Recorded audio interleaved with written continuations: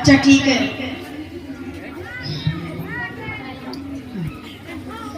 Hello अस्सलाम वालेकुम। और खैरियत से है? जी अल्हम्दुलिल्लाह खैरियत से।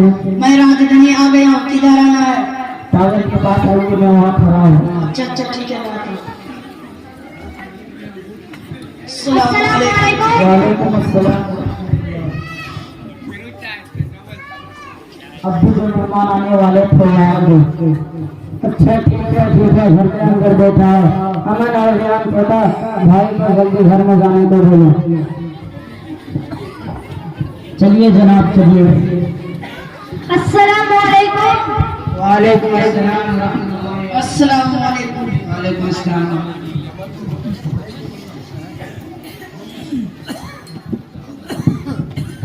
अमन बेटा जाओ नाश्ता लेकर आओ।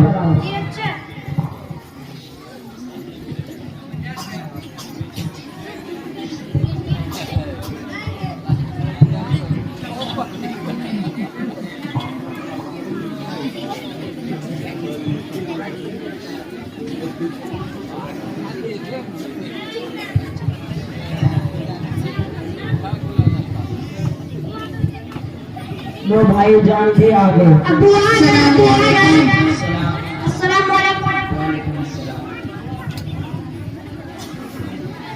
भाईजान नाश्ता पानी तो होते रहेगा, जल्दी से बच्चों को दिखा दीजिए, ठंड बहुत ज्यादा हो रही है, सवेरे घर जाना है। अमन बेटा जाओ नाश्ता लेकर आओ।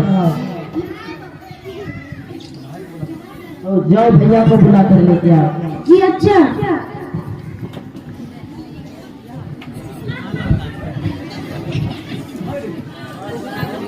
अस्सलाम वालेकुम। वालेकुम अस्सलाम।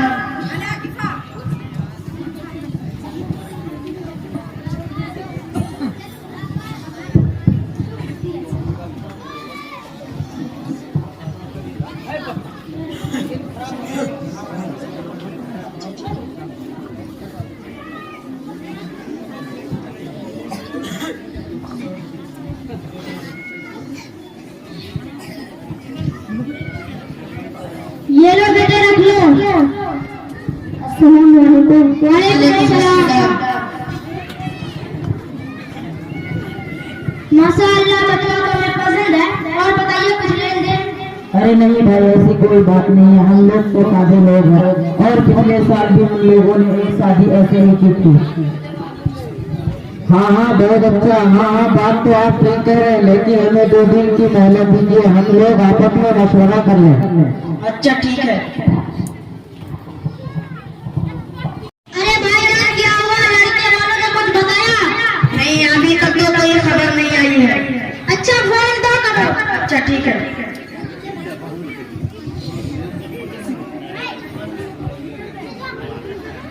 हेलो अस्सलाम वालेकुम। और खैरियत से? अल्हम्दुलिल्लाह। क्या वो अभी तक कुछ बताए नहीं, क्या मशवरा हुआ कि नहीं? अरे भाई किसी काम में बिजी था। हाँ हाँ मशवरा तो तय हो गया। तो बताइए क्या हुआ? अरे भाई ऐसी मुसीबत पड़ गई कि आपस में भाई सब नाराज हो रहे हैं, इसीलिए उन लोगों का कहना है कि 4 लाख एक अपाची गाड़ी और मनपसंद सामान देंगे तो तभी रिश्ता होगा, वरना नहीं। अरे भाईजान आप लोगों को तो मालूम है हम लोग कितने गरीब हैं। भाई हमने तो बता दिया, अगर आप लोग मंजूर है तो बताइए।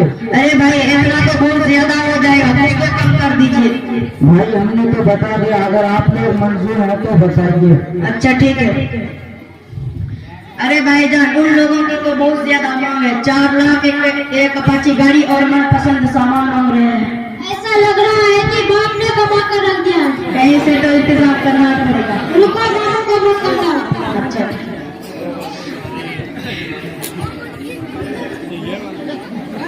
हेलो अस्सलाम वालेकुम। वालेकुम अस्सलाम। और मामू खैरियत से हैं? अल्हम्दुलिल्लाह अल्लाह का करम है। आपकी पोती का रिश्ता तय हो गया है, लड़के वालों ने बहुत ज्यादा मांग रहे हैं। आप 2 लाख रुपए का कैसे इंतजाम कर दीजिएगा, बाद में हम आपको वापस कर देंगे। अच्छा तुम गरीब का मतलब करता है तो मामू आ जाता है, आइंदा कभी भी इस बारे में मुझे फोन मत करना। अरे भाईजान क्या हुआ? अरे भाईजान मामू ने तो पैसे का नाम सुनते ही फोन रख दिया। अच्छा ठीक है, मैं अपने दोस्त को फोन करता हूँ। अच्छा ठीक है। हेलो अस्सलाम वालेकुम दोस्त। वालेकुम अस्सलाम। और कैसे है दोस्त? अल्हम्दुलिल्लाह, अल्लाह का शुक्र है, ठीक है। अरे दोस्त एक मुसीबत है, क्या उस मुसीबत को दूर करेंगे? अरे भाई आप बताओ तो सही, आपके लिए तो जान भी हाजिर है। मेरी बेटी का रिश्ता तय हो गया है। 4 लाख एक अपाची गाड़ी और मनपसंद सामान मांग रहे हैं। 2 लाख का इंतजाम कर दीजिए, हम आपको 2 दिन के अंदर में लौटा देंगे। अच्छा ठीक है, देखता हूँ। अच्छा ठीक है।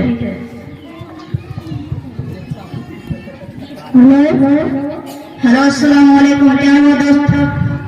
अरे भाई 2 लाख का तो नहीं, 2 लाख का इंतजाम हो गया है। अच्छा ठीक है, फोन पे कर दीजिए। ठीक है, ठीक है। क्या हुआ भाईजान?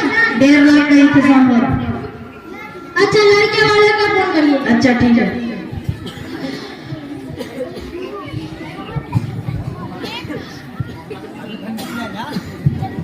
हेलो अस्सलाम वालेकुम।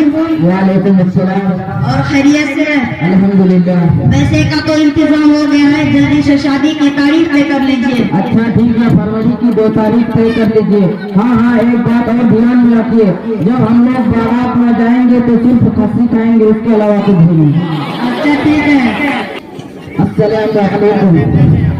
भाई अब से कुछ दिन पहले की बात है, एक दिन में शाम को कॉलेज से वापस आया। घर पर आए हुए मेहमानों से मुलाकात की तो मालूम हुआ कि ये लोग बेटे के रिश्ते के खातिर तशरीफ लाए हैं। उनसे बातचीत की, गाँव और मोहल्लों के बड़े बड़े लोगों के साथ काफी देर तक बातचीत हुई और बड़े बेटे की शादी में 4 लाख एक अपाची गाड़ी और मनपसंद सामान जैसे कि फ्रिज, सिलाई machine, washing machine, dining table, sofa वगैरह तय हो गया और अल्हम्दुलिल्लाह धूमधाम से शादी हो गई। और जिस वक्त मैं अपने बेटे की बारात में जा रहा था, मेरे दिल में एक बात आई कि हम लोग कितने खुशनसीब हैं जो इस मॉडर्न जमाने में जी रहे हैं। पहले क्या हुआ हो? उन लोगों ने शादी को बाजार की बाजार मूली बना रखा था। अच्छा हुआ ऐसे लोग मर गए। दुनिया ने एक नए रास्ते पर कदम रखा, जहाँ बेटे की शादी में ज्यादा से ज्यादा पैसे और बेहतरीन गाड़ी और जिंदगी का सारा सपना पूरा हो जाता है। दोस्तों मेरा भी इरादा है कि बाकी दोनों बेटों की शादी मालदार घरानों में धूमधाम से कराऊंगा और ज्यादा से ज्यादा दहेज मिलेगा। चाचा आप क्यों इस कदर परेशान नजर आ रहे हो? क्या किसी को तलाश कर रहे हो? आप तो सिर्फ लोगों को ढूंढ रहे हो और कुछ बोल नहीं रहे हो। कोई परेशानी हो तो बताएं, हम नौजवान लोग ये आप ही की खिदमत के लिए हैं। बेटे क्या कहूँ, मैं तो अपनी परेशानी और घर की खस्ताहाली से बहुत तंग आ चुका हूँ। कई बेटियां बालिग हो चुकी हैं, उनके रिश्ते के लिए कई सालों से परेशान हूँ, लेकिन अच्छे रिश्ते नहीं मिल पा रहे हैं और आज भी इसी इरादे से निकला हूँ। अल्लाह करे कोई मुनासिब रिश्ते मिल जाए। अगर आप इसमें मेरी कुछ मदद कर सकते हैं तो जरूर करें, बड़ी मेहरबानी होगी। आप जमीन वाले पर रहम करें, आसमान वाला आप पर रहम करेगा। अरे चाचा जी, बस इतनी सी छोटी बात के लिए आप इतने परेशान हैं? ओहो, मुझे तो आपके हालत पर बहुत तरस आ रहा है। अगर आप इस आलाक के किसी भी आदमी से मास्टर बेवकूफ इतने पागल के नाम पूछकर मेरे यहाँ आ जाते तो आपको इतनी परेशानी नहीं होती। इस इलाके के तकरीबन सारे ही लोग हम लोगों को जानते हैं कि मेरे भाई के 2 बेटे बिल्कुल जवान हैं, जिनके रिश्ते मुख्तलिफ जगहों से आ रहे हैं। अरे भाई तब तो बहुत ही अच्छा है। अल्लाह करे जल्दी रिश्ता तय हो जाए ताकि मैं इसकी मदद से इंतजाम में लग जाऊं। चाचा आप ठीक सोच रहे हैं, हम लोगों की भी यही राय है। अच्छा तो दहेज में क्या क्या सामान देंगे ताकि इसी वक्त अंदाजा हो जाए, क्योंकि आपसे पहले मेरे पोते के बहुत से रिश्ते आए। मैं स्कूल वाले 2 लाख एक गाड़ी दे रहे थे मगर हम लोग राजी नहीं हुई, और पुनिया वाले तो 1 अपाची और 2.5 लाख रुपया दे रहे थे मगर हमने नहीं माना। और इस बात के याद रखिए कि बेटे बहुत मेहनत से पैदा होते हैं। अरे भाई इससे बेहतर तो ये था कि आप मिलते ही नहीं, मैं आप कहीं का रुख करता हूँ। एक नौजवान आदमी एक बूढ़े आदमी से उलझ रहे हैं। अरे चाचा सुनिए, अरे चाचा क्यों आखिर चाचा सुनिए, आखिर क्यों भागे जा रहे हैं? मैंने ऐसी कौन सी बात कह दी जिससे आप बिल्कुल गुस्सा हो गए? आप तो तजुर्बाकार आदमी हैं। हम लोगों ने तो आपसे कोई हवाई जहाज या ट्रेन तो नहीं मांगा है, बल्कि वही चीज मांगा है जो समाज में चलता है। अरे ओ दुनियादारों, तुम लोग अपने आप को क्या समझ लो? तुमने निकाह और शादी को, जो कि इस्लाम में एक इबादत है, अपने घर की लौटी समझ रखा है। आपको मालूम होना चाहिए कि हम लोगों ने तो मुआशरा की सलाह करने के लिए दुनिया से ये जहेज का रस्म रिवाज खत्म करने के लिए शमूल एक कर रखा है, मगर तुम जैसे दुनियादारों ने तो इसे तिजारत बना रखा है। अरे शर्म करो और अल्लाह से डरो। देखो, मैं अभी एक प्रोग्राम में जाने वाला था, मगर जैसे ही मेरे दोस्त ने मुझे ये खबर दी कि एक शख्स एक बुरे आदमी से उलझ रहा है, तो मेरे दिल से रहा न गया और फौरन में प्रोग्राम छोड़ कर यहाँ आया हूँ ताकि तुम्हारा दिमाग ठंडा कर सकूं। क्या करूं भाई, मेरे पास तो इतनी ताकत नहीं है। मैं सिर्फ एक साइकिल और एक का इंतजाम कर रहा हूँ। मौलाना साहब, आपकी बहुत बहुत शुक्रिया कि आपने मेरी वजह से इतनी परेशानी उठाई। मेरी तरफ से ये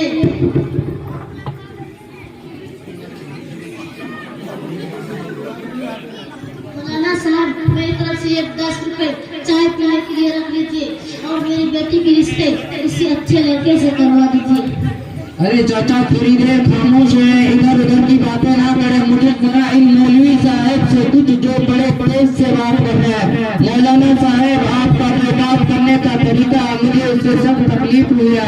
मैं आपसे यह कहना चाहता, अगर किसी आदमी के पास इतनी ताकत ना हो, गाँव में फैले हुए रिवाज के मुताबिक शादी कर सके, तो ऐसी शादी की क्या जरूरत है? अरे आप कैसी बहकी बहकी बातें कर रहे हैं? अपनी ईमानत खुद ही लोगों के सामने जाहिर करें। एक फारसी शेर है, सच कहे कहने वालों ने, कामर में सुखन गुप्ता बाशद, के कामर में सुखन गुप्ता बाशद, ऐबो हुंदस नरता बाशद। ऐसा लगता है कि आपको इस्लाम और उसकी तालीमात से दूर का भी वास्ता नहीं। आपको मालूम होना चाहिए कि आकाए नामदार ताजदार मदीना जनाब मुहम्मद रसूलुल्लाह सल्लल्लाहु अलैहि वसल्लम ने ये जवाब को मुखातब करके फरमाया है, या माशरा शुहदाई मन इस्तता मिनकुम अलबाअ वलियतज़व्वज फइन्नहु अग़ज़्ज़ु लिलबशर व अहसनु लिलफरज। कि तुम में से कोई शख्स जिसे शादी की ताकत हो गई हो, उसे शादी कर लेनी चाहिए, क्योंकि इससे निगाह नीची रहती है और शर्मगाह की हिफाजत होती है।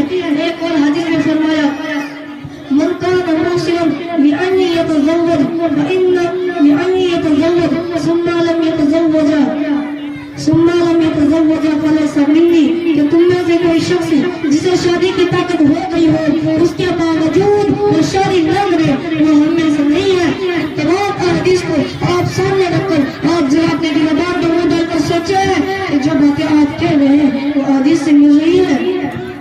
मौलाना, आप अपनी सारी बातों का निशाना हम ही लोगों को बना रहे हैं, जबकि सिर्फ हम ही लोग नहीं बल्कि बहुत सारे लोग इस जहालत में मुब्तला है और इस्लाम के इन अहकाम से बाखबर है, मगर आप हैं कि हम लोगों को ऐसे कह रहे हैं जैसे हम लोगों ने ही इस रस्म रिवाज को फैलाया है और दुनिया में हम ही लोगों से ज्यादा वो आपके नजर में कोई नहीं है।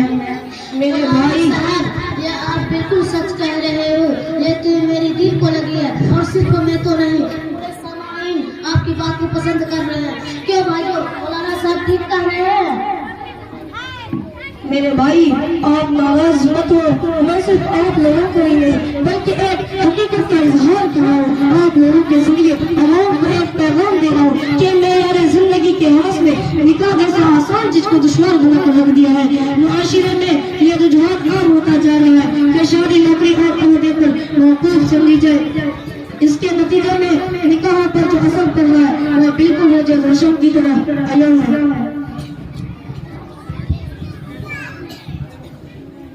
मौलाना साहब, आपने निकाह के बारे में जो बातें बयान किया और हदीस से उसका सबूत पेश किया वो वाकई में काबिल तस्लीम है, लेकिन मेरी समझ में ये नहीं आता कि आप लोग दहेज महीने देने से क्यों रोकते हो।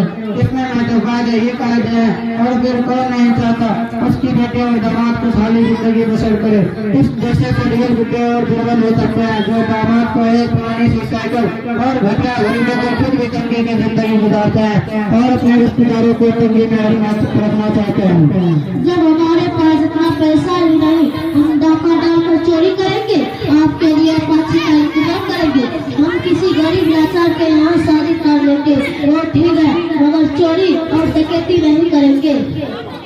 अरे तुम तो बहुत बड़े हरीश और लालची इंसान मालूम होते हो, तभी तो जहाज की सारी खराबियां तुम्हारे निगाह में बुरी मालूम होती है। तुम्हारी निगाह में इस बात पड़ गई कि जहाज में फायदे ही फायदे हैं और इसमें खुशहाली आती है, मगर तुमने कभी ये न सोचा कि जहाज करने वाली बीवी का खयाल जिंदगी अपने शोहर के साथ कैसे रहता है। अपने आप को गलत के नशे में आकर और अपने शोहर को गुलाम समझती है। जब भी कोई आपस में बिगाड़ होता है तो वो अपने जहाज के सामानों का हवाला देती है। नतीजा ये होता है कि शोहर की जिंदगी अजीब बन जाती है। जिंदगी के मलाही तय करना दुश्वार तरीन मसला बन जाता है। कभी तुमने ये सोचा कि गरीबों की बेटियों के लिए सामान जहेज कहाँ से आएगा? ऐ काश तुमने तारीख का मुताला करके कभी ये सोचा होता कि कितनी लड़कियां ऐसी हैं जो अपनी माली कमाई की वजह से अधेड़पन और बुढ़ापे तक शादी नहीं कर पाती। वो सोचती है ये दिमाग कैसे और कहाँ से खुला होगा। अफसोस, सब अफसोस। शादी जो कभी राना आबादी का पेश खेमा और जमीन हुआ करती थी, आज खाना बर्बादी का मुनादिफ बन चुका है। दौलत बनने ने दौलत के नशे में इस्लाम और अहकाम इस्लाम को उसे पुष्ट डाल दिया है, जिसका खमियाजा हर एक को भुगतना पड़ता है। इसलिए आप भी जरा ठंडे दिल से सोचे। मौलाना साहब, आपकी बातें समझ में आ रही है, लेकिन ये आप भी तस्लीम करेंगे कि जहेज देना बाइसे फक्र है। उससे लड़की वालों की शान शौकत का मुजाहिरा होता है और जगह जगह उसके चर्चे होते हैं और लड़की वालों की शोहरत होती है, जिससे उसकी इज्जत और वकार में इजाफा होता है। अल्लाहु अकबर। जहेज और बाइसे फक्र, जहेज इज्जत का इजाफा का सबब ये कैसे? मेरे भाई, इन तमाम बुरे ख्यालात को आप अपने दिल से मिटा दीजिए और मेरी बातों को जरा गौर से सुनिए। खुलफाए-ए-गम सय्यदना हज़रत उमर फारूक रज़ियल्लाहु अन्हु फरमाते हैं कि अगर जहेज कोई फख्र की चीज होती, अगर इज्जत और वक़ार का ताल्लुक जहेज से ज़रा भी होता, तो उसके अव्वली मुस्तहिक सय्यदुल अंबिया जनाब मुहम्मद रसूलुल्लाह सल्लल्लाहु अलैहि वसल्लम होते थे। अपने अज़वाज मुतहहरा से जहेज लेते और आला जहेज देने वाले रईसों और बादशाहों के यहाँ रिश्ता करना पसंद करते और अपनी जिगर जैसा हजरत फातिमा, हजरत रुकैया और हजरत उम्मे कुलसूम को नीरज वाला के ढेर सारे जहेज देते। मगर आपने ऐसा नहीं किया। हालांकि आपने खुद ये इरशाद फरमाया, इन्ना आज़मन निकाही बरकतन आय सुनूही मोहम्मदन, के सबसे बाबरकत शादी हुआ है जिसमें कम खर्च और कम मेहनत आए। और खुद सल्लल्लाहु अलैहि वसल्लम ने ये करके दिखाया और हमें आप ही के तरीके को अपनाना चाहिए और उसी पर अमल करना चाहिए, क्योंकि नबी के रास्ते से कदम जो भी हटाएगा, नबी के रास्ते से कदम जो भी हटाएगा, कभी रास्ता न पाएगा, कभी मंजिल न पाएगा। मौलाना साहेब, आज तो आपने जियान पर पड़े हुए जियालत के पर्दे को चाक कर दिया है और ऐसी कीमती बातें बयान की थे। जिंदगी भर आपका शुक्रिया अदा करो तो तब भी इस एहसान का बदला गया है। यकीनन हकीकत में आपके सीरत तय्यबा से बेखबर ये सारी हकीकत आज मेरे सामने हाजिर हो गई है। जब आप तौबा करना आइंदा इन रस्मों खुलाफा से दूर रहेंगे और सुन्नत रसूल के मुताबिक शादी के साथ शादी करेंगे। भाई मेरे भी दुआ करें। ठीक है, रब करीम से ये दुआ है कि आपको सुन्नत पर चलने की तौफीक अता फरमाए। मौलाना साहब इनसे कह दे कि मेरी बेटी की शादी अपने बेटे से तय कर दे। हाँ भाई, चाचा की लाज आपको रखनी होगी, इसलिए कि गोया गंदी की बदौलत आपको अहकाम शरीया और तरीके नबवी से आगाही हुए हैं। अरे चाचा, आप बिल्कुल ना घबराएं। इसी साल इंशाअल्लाह मैं अपने बेटे की शादी आपकी साहबजादी से कर दूंगा और कुछ भी आपसे नहीं लूंगा। हमें सिर्फ लड़की नेक सीरत और बाइखलाक मिलनी चाहिए। मौलाना साहब, आप जरा इन हाफिज साहब को समझा दीजिए, ऐसा ना तो कल जब इस जलसों की खबरें शाह करे तो मुझे बदलीन साबित ना कर दें। हाँ भाई, इस किस्म की कोई बात आप शायद बिल्कुल मौलाना साहब आप ठीक कह रहे हैं, आप जैसा हुक्म देंगे हम वैसा ही करेंगे। मौलाना साहब, आपका बहुत बहुत शुक्रिया। अस्सलाम वालेकुम। वालेकुम अस्सलाम।